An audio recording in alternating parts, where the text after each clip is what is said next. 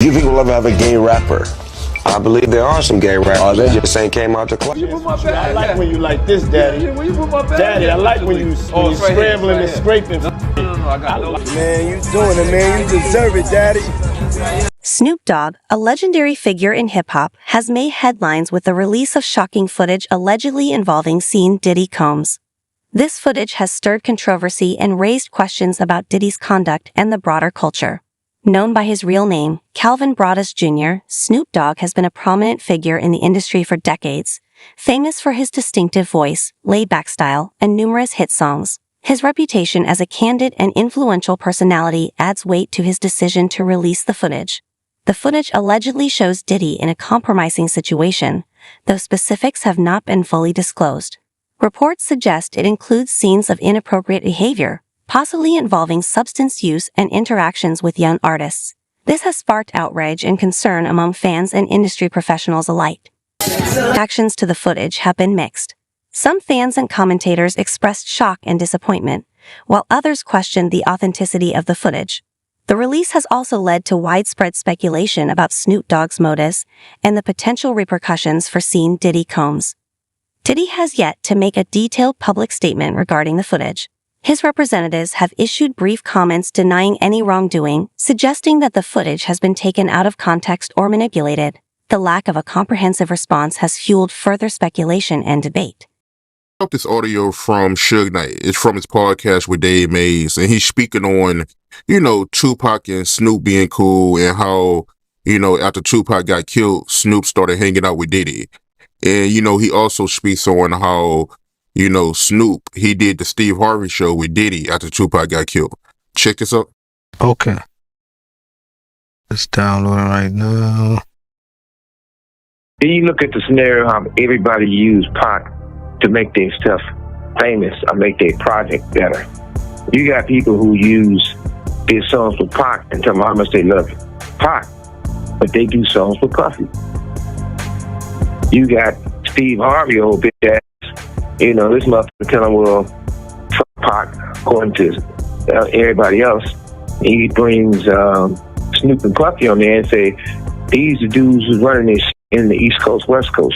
What's up, Snoop? What's up, Puff? Hey, whoa. Wait a minute, fellas here. Hold up. I know all about this East Coast, West Coast rivalry thing here, but we in Chicago now. This rivalry stuff, we gotta stop it, man. We stop that, we stop a lot of this violence. Yo, Steve, check this, man. All that East Coast, West Coast stuff is a bunch of media hype. It's been my dog from day one, you know what I'm saying? It's all good between me and him. That's my peoples. For real, that's what we came here for. We came in to light it up and ride it up. We make music for everybody. Now, Pac, if you love Pac so much, how you with the motherfucker that everybody say got something to do with the first get down that happened to Pac in New York, then the second one. What you think about Suge comments? And I never asked you this before, but did you have an issue with Snoop hanging out with Diddy after Tupac got killed? I always felt that was wrong. I'm gonna just keep it real. I'm talking about from that, like now, okay, you know what I mean? I'm 46, Snoop probably early 50s. If he figured out now, he might go by the opinion like, okay, Puffy had nothing to do with Pac. We grown now. If he want to be his friend, no problem. But back then, that was just awkward. You know what I mean? And the reason why it was awkward to me that I never even like it because you knew how Pac felt about this individual. You know what I mean? Even if you don't agree with him, you probably could have said, you know what, I probably ain't gonna come out, publicly with this because until things clear up, so I really know I could be certain that, they didn't have nothing to do with Pac. But it's like, it was no, okay, it is what it is. So that I never really respected that back then. So you had an issue with it. You didn't like it. Never really liked it. It just was a strange look because you was Pac boy. You know what I mean? Puffy, it's clear they had some issues with Pac. And Pac died and all of a sudden you chilling with Puffy. Back then it just, okay, now you can say what you want. You all grandfathers, I guess. You know what I mean? If the footage is proven authentic, it could severely impact Diddy's career. His reputation and influence might suffer, with brands and business partners distancing themselves. His role as a mentor and executive could be questioned. Social media has played a crucial role, with platforms like Twitter, Instagram, and Facebook flooded with reactions, debates, and theories. Hashtags related to the scandal have trended, amplifying the story's reach and impact. Social media has shaped public perception, with users contributing to the narrative in real time. Weird, it was tasteless. You know what I mean? It didn't seem like you really had that much love for Pac. You could have just, you know what I mean? Unless he pressured them or like questioned Puffy, like, yo, what's up with this? What's up with that? Then you could say, you know what I mean? No problem. Like somebody said, okay, I believe somebody mentioned that they seen a video with me and the dude Prodigy or one of the dudes from My Deep, as if I was with. They don't know the backdrop of that. I went to his hotel room ready to fight. Like, bro, I'll fight everybody in that room one-on-one. Even if I lose, it doesn't matter. The Outlaws was with me. My homie Tiny, the Mexican homie, was with me. I didn't go there and say, let me get in a video with these guys. I went there knocking on their door, doom, doom, doom. Tell them dudes to come out. What's up with y'all? What's up with you and Pac? You got a problem with Pac? Because we could just fight like man to man, face to face, and then shake hands. That was my approach with them. But when they told me they didn't have no problem, I don't mind being with you. You know what I mean? I don't mind shaking your hand because they told me they had love for Pac. So that's different. You know what I mean? If he come out and say, well, I already, I questioned Puffy about it. I believe that he didn't, he loved Pac. That's my opinion. I can move the way I want to move. So when people try to, I noticed somebody, I think on your page do that. Well, Napoleon was in the video with Mobb Deep. They don't know how I got in that video with Mobb Deep. You know what I mean? I pulled up on him but I'm the type of person, I never been a bully type of person.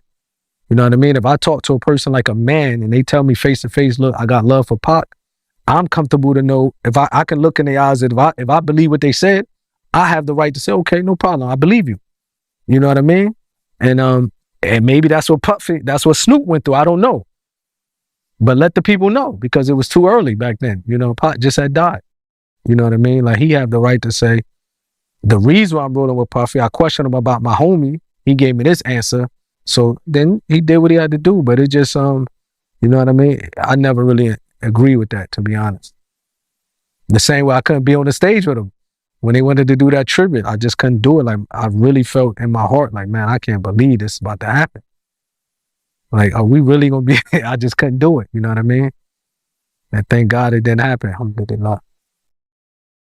The release of such footage could have legal ramifications for both Snoop and Diddy.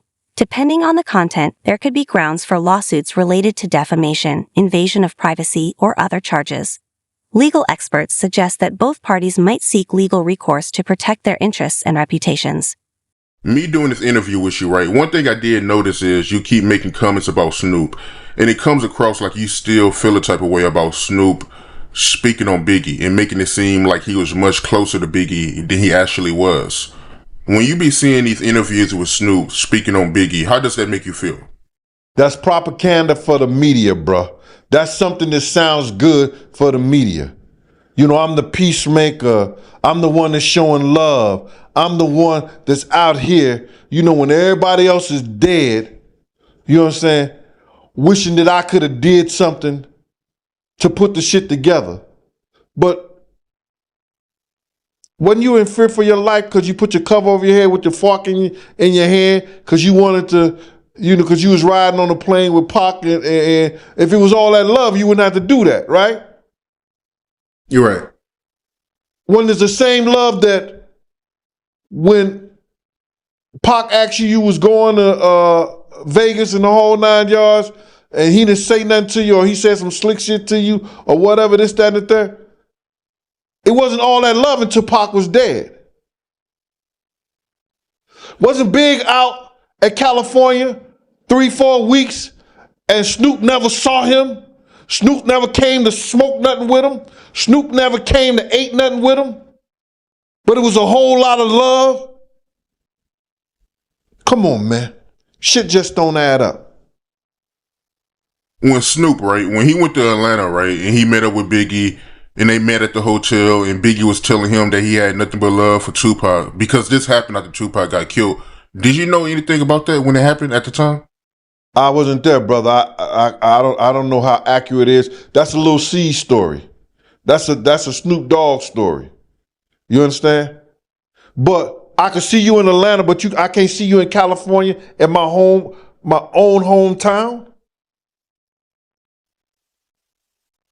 Huh? I'm so gangster, I could come to your hotel room by myself in Atlanta, but in California, I can't come and see you? All right. MC8, right? I did an interview with MC8 a while back, right? And he gave his opinion on how Biggie and Puffy came to LA so soon after Tupac got killed.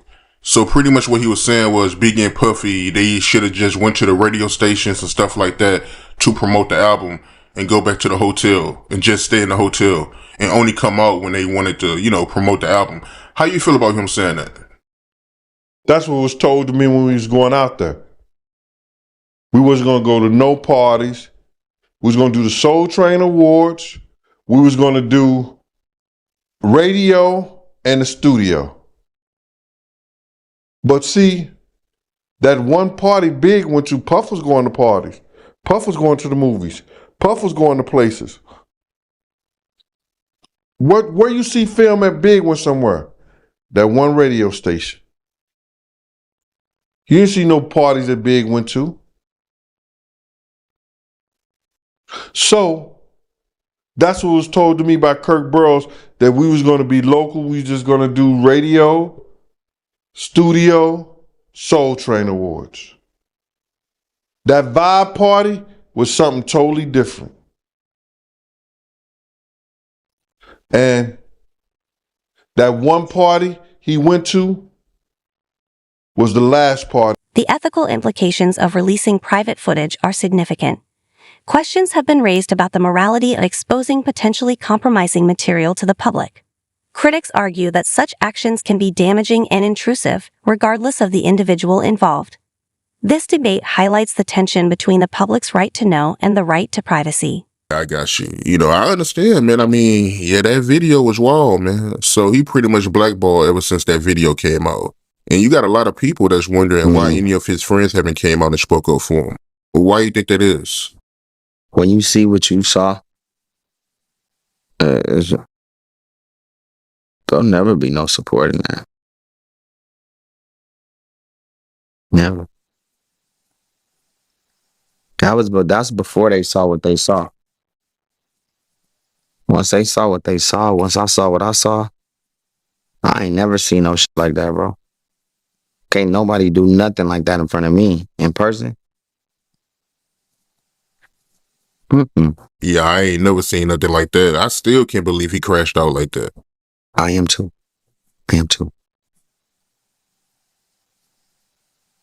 There's only one thing that can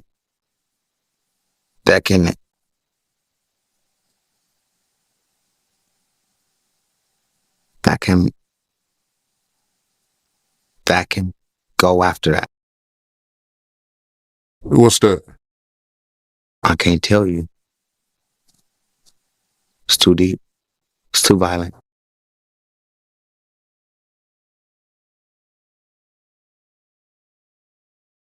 But just imagine that, man. Looking at Diddy, he been having success for like over 30 years. And to see him go out like this, man, I'm still in disbelief, man. As it should. Yeah, speaking of Diddy, man, Big, you know Big? I did. I can give you a story. Shout out to Little C's. It was like the day or two before all that shit happened.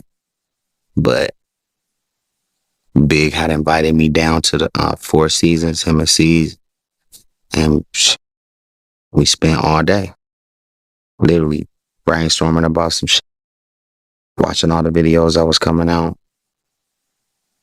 Yeah, big plans for Little Kim, big plans for the new shit he was doing with C's. Yeah, man. That was like a day before. That nigga was cool more than most people in the world. Cool. Real cool, dude. Shout out to Lil C's. And he'll back all that up because you want that to be backed up, saying shit like that. Those are my brother Lil C's, though. He made it all happen. Beyond the immediate impact on Diddy, the release of the footage could have broader implications for the music industry. It may prompt a re-examination of the behavior and practices of industry leaders and the power dynamics that often allow inappropriate conduct to go unchecked. The scandal could lead to calls for greater transparency and accountability within the industry. Tell me about that. Okay, this is boxer. His name Twan. He's from our neighborhood. He was married to Tanisha Arnold. The broad played Pam on Martin Lawrence. We went to the party with her. I mean, it was matter of fact, it was a Set It Off party. Jada Pickett, Vivica Fox, all of them was there. You know what I'm saying? It was just seemed like Puff and Tupac was like a couple, seemed like to me. It was just a lot of weird shit going on, you know what I'm saying? The vibes ain't there. I guess that's what Tupac was talking about, the Illuminati and shit.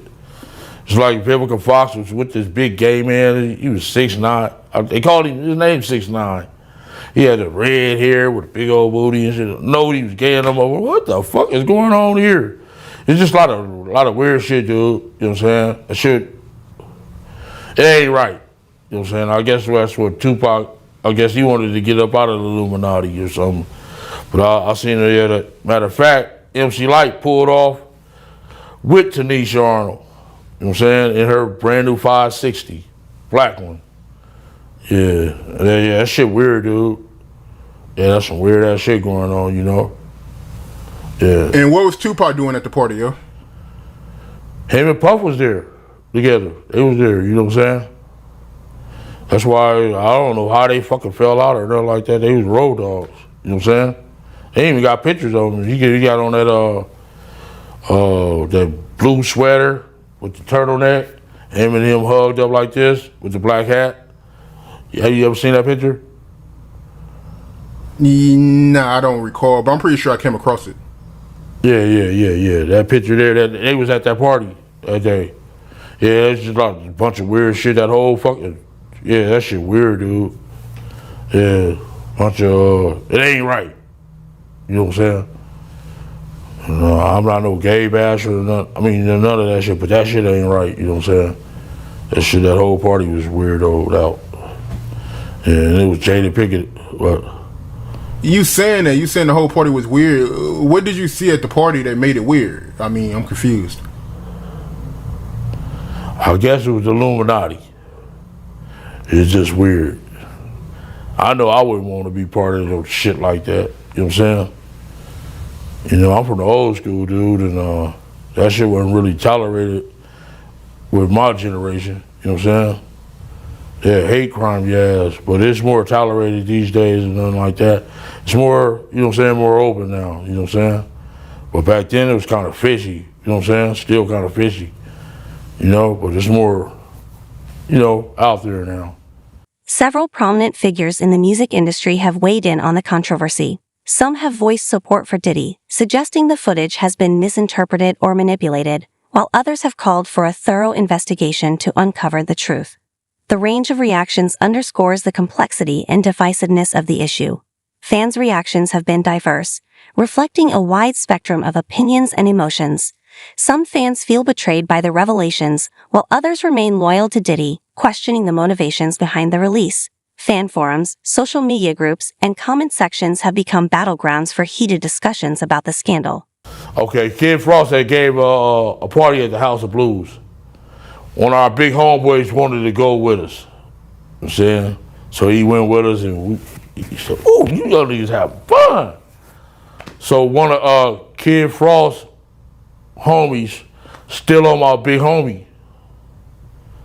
But he didn't know that he was around, it was maybe about 20 of us. So the dude that socked my big homie, we beat the dog shit out of him. So my big homie, he came to. He like, "That's the motherfucker?" We like, "Yeah." And there was 2 security guards had him. Had the dude that we beat up from Kid Frost's entourage. So my big homie knocked that motherfucker out while the yellow jacket, you know, the yellow jackets with the event security, they had the dude. So my homie still knocked him out. Boom! So the dude with the yellow jacket was talking shit. Man, what the fuck is wrong with him? My homeboy knock out him too. Bam! Like, ooh. So the other one like, man, he got back. Little Jamaican dude come up talking shit. Man, are you going crazy? My homeboy sock him too. So we went down to get our car for valet. And it was the dude, it's LBC. And he like, what the fuck is that? And he said, it's Long Beach City Crip. So my homeboy knew this dude was an imposter. If you from Long Beach, you gonna say Rolling 20s or Insane. You know what I'm saying? You know what I'm saying? You know, real block boy. You know what I'm saying? 19th Street. You gonna say something. A real Crip. So this nigga say he from Long Beach City Crip. My homeboy like, wait a minute. And knocked him out too. So Warren G and them was down there, him and Cedric Wallace waiting on their cars. And they seen my homeboy get busy like that, so they had left before us, went up to Fat Burgers. So we came, got in our shit. They finally brought our cars for valet. We went up to Fat Burgers. And Warren G and Cedric Wallace was up there already, you know, eating their shit and shit. So we came in there. The big homie like, hey, motherfucker. He pointed at Cedric Wallace, like, man, you've been dumping us for years, man. I'm losing all my motherfucking money betting on your motherfucking ass. So Warren G was right there. He like, my homie like, man, that's a nice ass watch. So he like, man, let me try that on. You know what I'm saying? So by then, my homeboy, somebody had got my homeboy attention, and he turned his head. Shit, Cedric Sabalas and what's his name was in the, he was in the Ragtop 500 Benz. This motherfucker like jumped off. I mean, he drove up off the motherfucker. He didn't even pay attention to the curve. He jumped off of the curve instead of using the, the driveway. That shit was funny as fuck. My homeboy like, damn, he almost bust his whole fucking engine block. Yeah, that shit was funny as a motherfucker. Like, damn. Yeah. In the wake of the controversy, there have been calls for industry-wide reforms to address issues of misconduct and power abuse. Proposals include establishing independent oversight bodies, stricter ethical guidelines, and enhanced protections for artists. Advocates argue that such measures are necessary to prevent similar scandals in the future. Media coverage of the footage has been extensive and varied. Some outlets have focused on sensational aspects, while others have analyzed the broader implications. This coverage will likely influence public perception and the outcome of the scandal. Historical precedents of leaked footage and revelations about inappropriate behavior provide context for the current controversy. The scandal also highlights the need for mental health support in the industry, as public figures often face significant pressure. The footage has placed Snoop Dogg at the center of a major controversy, and his actions could impact his career and reputation, potentially leading to both support and backlash. Not yet? No. Alright, 16. Not ready. 16. Let's slow down. Let's slow down, Josh. Okay. Let's slow down, okay? One step at a time. But yeah, the keys is yours when you get 16. You're good to go. I'm good to go. Yeah. Alright. Then, when you get 18, you get the house. You get the mansion. Okay. I get the mansion? Yeah. So where are we off to now? Where would you like to go? I mean, wherever you want to go. Where are we going? So check this out, yo. Justin, you ever seen the movie 48 Hours? Right now, he's having 48 hours with Diddy, him and his boy. They're having the times of their lives, like where we hanging out and what we doing. We can't really disclose, but it's definitely a 15-year-old's dream. I have been given custody of him. He signed to Usher. I'm signed up. The potential outcomes of the scandal are numerous and varied. If the footage is authenticated, Diddy could face significant personal and professional consequences. Conversely, if the footage is discredited, Snoop Dogg's motives and credibility may come under intense scrutiny. The resolution will depend on further investigations and revelations. As the story develops, it is crucial for all parties to commit to truth and accountability.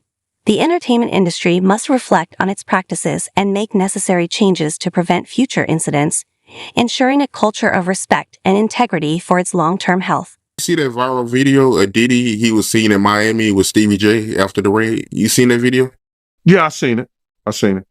What you think about that? Well, I go way back when Stevie J first came to Bad Boy after they left Uptown Records and everything like that. And Stevie J and Puff fell out real bad over, it could have been producer credits and the whole 9 yards. But Stevie J didn't F with him until Love and Hip Hop. When Stevie J went to Love and Hip Hop and he became famous from that, Puff called him over there and they had a meeting. And I guess they rekindled their friendship. Because I used to bodyguard Stevie J. And, go to different clubs. I got pictures and everything. Stevie J didn't mess with Puff, until after that Love and Hip Hop thing went down, So now they back cool. What got me about the stuff like that them being back cool, that Stevie J went on TMZ and was speaking up on behalf of Diddy. Now, if anybody I want speaking up behalf of me, or I had anybody speaking up on my behalf, it wouldn't be Stevie J. You understand? I don't think that an individual of his caliber is capable or can be trusted in a way that I would like for him based on his actions on television and who he is as a person, what he has been shown as an individual, is a type of individual that I would have speaking on my behalf. Come on, we know he's a drug abuser. We know that he's been seen putting his hands on women in the wrong way. And I don't know, that shit is crumbling, man. You know what I'm saying? But you can always say this, man. And the infamous words of one of the world's greatest comedians, Richard Pryor, cocaine is a hell of a drug. Why you say that? Cocaine is a hell of a drug? Because LaRob said that they be doing the liquid cocaine in the bottles, in the Ciroc bottles. We know Stevie J been in countless rehabs back and forth. We know we've heard of Puff being in rehabs, secretly going to rehabs too. Snoop Dogg's release of shocking footage allegedly involving Diddy has ignited a major controversy in the music industry. The implications of the footage, the reactions from the public and industry figures, and the potential legal and ethical ramifications make this a complex issue. As the story unfolds, it is crucial to pursue truth and justice while promoting a more transparent and accountable entertainment industry. My man, when you get on those type of psychotropical, I think it's psychotropical drugs, man, and you start believing your own bullshit, and them two individuals together, man, you know they got to be crazy. Something got to be wrong with when he sit up there and he said that he want to challenge 50. And I don't know much about that clout shit. Him challenging 50 to a fight, and we seen how 50 Cent, we seen how Stevie J fight on Love and Hip Hop and all that other bullshit. Him, Scrappy, him, this other cat. My man, there's no way. There's no way. He don't want it with 50, bro. That's if that ain't cocaine, the Pope ain't Catholic. So you feel like 50 Cent would give Stevie J that work? It wouldn't even be a job. 50 Cent will whoop. 50 Cent will whoop niggas like Stevie J on the way to a real fight. You seen 50 fight before? I ain't never seen 50 fight. I seen some tapes of him get down on that end, but I never seen him fight in person. But I know the demeanor of a man. I was with 50 Cent on a couple of occasions, and one occasion, it was just me and 50 and about probably 6 other dudes that didn't want to get out the car because he was ready to get down. And you could see it in him. You could see he got it in him like that. I'm looking at him. I wrote this shit about this shit in my book. 50 ain't back. He don't back down, bro. And you could see when you know a dude is about it, and got it in him, you could see it in his eyes. You could see it in the way he carry himself. You see how he threw his own man in the bushes, Tony Yayo. They got tapes on 50 getting down boxing. I've seen tapes on him. You know what I'm saying? I've never seen him in person, as far as fighting. I've been with him in person, but he got it in him, bro. But yeah, they caught me by surprise because I always knew that Stevie J, he did production for Bad Boy, but I never knew him and Diddy was that close until, as of late, since the raid. So. No, they was close. Bro, Stevie J and Puff was like pots and pans back in the day. I don't know what happened between them, but something happened on the producing credit side that Stevie J stopped effing with him. And, Stevie wasn't dealing with him at all. He was just doing more stuff for Jodeci than he was Bad Boy. In the wake of Snoop Dogg's release of the footage, investigative journalists are working diligently to uncover the truth. They are reaching out to sources to verify the footage's authenticity and digging into Diddy's past for corroborating evidence. Investigative journalism is crucial for providing accurate and comprehensive information. By piecing together various testimonies and evidence, journalists aim to paint a clearer picture of what transpired. But now I heard she's cooperating with the feds. She's a civilian. What do you expect? Right. Well, what's interesting, I actually looked this up, because I'm sure when they settled the lawsuit, she signed an NDA, saying she's not going to write a book, she's not going to do a documentary, whatever else. When the feds come, that's probably all out the window. Well, yeah, here's the thing. An NDA is a private agreement. Yeah, a criminal case supersedes that. Yeah. So she could be compelled to take the stand, and she could basically throw that NDA out the window on the stand. Of course, and she's a civilian, and it is what it is. And yo, let me tell you something. God got his ways of humbling people. Yeah. You could be right here, and the next day they all laughing at you. We're public property. That's what I learned. When I seen Fitz down there, we public property. You can say whatever you want to say. So it's public property. You walking on eggshells, my nigga. Whoever you are. And if you a black billionaire, come on. It's over. It's over. It's looking bad out here for As Diddy. for niggas taking up for 50, 50 been not fucking with Diddy for his reasons. Like niggas be saying little funny shit behind the scenes, and G-Unit spies is everywhere. G-Unit spy, that's what G-Unit spies is everywhere, bro. Okay, because I remember one of the funniest Drink Champs ever was when 50 was on there, and he said that he met up with Diddy, and Diddy offered to take him shopping.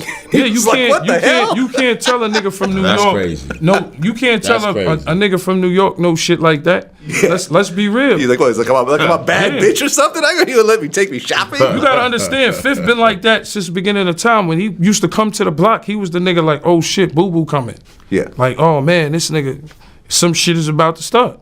That's who he is. And as for niggas saying they want fades and all that, like, I don't know what niggas think. We've been talking about Stevie J. No, but like wants to Stevie fight J, 50. I don't like to talk about these dudes because like Benzino and them, I don't look at it as real street shit. Yeah. Like when you beef, like I said, with entertainment, with man. like It's all entertainment, man. with like a henchman or a fucking a World or any of these type Fat of niggas. Joe. Yeah, or Fat Joe, he's street. Yeah. But like a Benzino, like years ago, we ran down on Benzino in Miami. We ran down on him like, yo, don't put us in the Source magazine. Because he was so obsessed with Eminem's success, and G-Unit was the shit at the time, and niggas was just, it always been a hate thing because we signed with Eminem. Why? It's the nigga that put me on. I don't give a fuck what color he is. That's just me. You understand what I'm saying? And like I said, nobody owed me nothing. I'm just the type of nigga that just be like, yo, you know what? I appreciate what niggas did. Niggas got me out the hood. Niggas got houses. We went to 103 places. We went on tour for 103 dates. The third, 50 has the 6 months, nigga. third biggest grossing tour in the world. Hip hop. ever. In the wake of Snoop Dogg's release of the footage, investigative journalists have been working diligently to uncover the truth. These journalists are reaching out to sources, verifying the authenticity of the footage, and digging into Diddy's past to find any corroborating evidence. Investigative journalism plays a crucial role in ensuring that the public receives accurate and comprehensive information. By piecing together various testimonies and pieces of evidence, journalists can help paint a clearer picture of what transpired. Ever. I actually looked this up. I have this in my notes. It's about to be the second. All the numbers ain't even in yet. I think it's the second most gross. No, right. I should actually be looked the at the numbers. You guys made $123 million on that tour. Number 2 was Drake. It was all Blur tour, $189 million. And number 1 was Jay-Z and Beyonce on the Run, $253 million. Okay. A lot of money, though. Yeah, 50 is a lot of money. 50 is crazy. A marketing genius, and we had fun on that road. We went to all kinds of places. We went to Paris. We went to Dubai. Bahrain. We went to shout to Abu Dhabi. Shout to Bahrain, Thailand. All over, yo, and man. those experiences. Mumbai, India. And look, you got to understand, me and 50 was always Murder fans.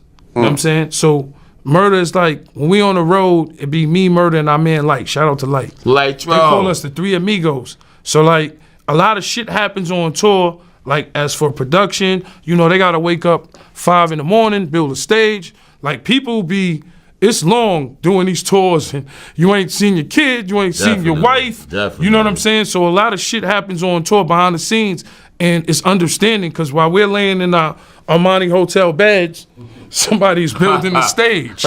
So we the type that when we around, it's the Three Amigos. We go, we find our bud in whatever country we at, London, Paris, you know, wherever we at, except for like So our Abu life is Dhabi and all that. crazy. Yeah. You know what I'm saying? We go wherever we at, we find our bud. We got our dressing room. We chill in the cut. Look, because 50 tells us, yo, I only need you. Look, we could be back in the hood, or we could be having jobs. All I need is 2 hours of your time, and we make 6 figures. Several individuals who claim to have been present during the events depicted in the footage have come forward with their accounts. These witnesses offer valuable insights and context that can either support or contradict the footage's narrative. Their public statements are critical for assessing the footage's credibility and understanding the events. Diddy, also known as Puff Daddy, has built a legacy as one of the most influential figures in hip-hop. He has significantly contributed to the industry and launched numerous artists' careers. However, this scandal necessitates a reassessment of his legacy. Fans and industry professionals must reconcile his achievements with the troubling allegations against him, involving a nuanced understanding of his impact and the ethical standards for industry leaders. PR teams for both Snoop Dogg and Diddy are working intensely to manage the fallout. Diddy's PR team is focused on damage control, attempting to discredit the footage and maintain his public image, possibly by highlighting his charitable work and rallying support from industry allies. Meanwhile, Snoop Dogg's PR team must navigate backlash and potential legal consequences while framing Snoop as a whistleblower exposing industry misconduct. Yo, is Groove here? Happy birthday. Yeah. Happy birthday to you. Woo! Happy birthday to you. Woo! Happy birthday, they're fabulous. The only nigga that got the name that I want. It ain't get happy birthday to you. Thank you, my brother. Yeah. Let's take a shot for that, boy. My mouth a little dry. Let me drink some more. Okay. But no, it's your show today, Daddy. No. The one thing I've been no, you got questions? Okay. Groove, let's go. Come here, Groove. Yeah, Fab. Fab talking the floor in fifth. Hey yo, Rastafari. Hey yo, Fab walked in. Don't do that. Yeah, that's what I said. That's why I said let me pick it up. Was talking the That's floor. why I said I gotta pick it up from right there. This why I gotta pick it up from right there. Look at this nigga. Fab did Groove. Go ahead. No, Groove. Kid killing. Look. Come tell the story. Groove, we're intoxicated.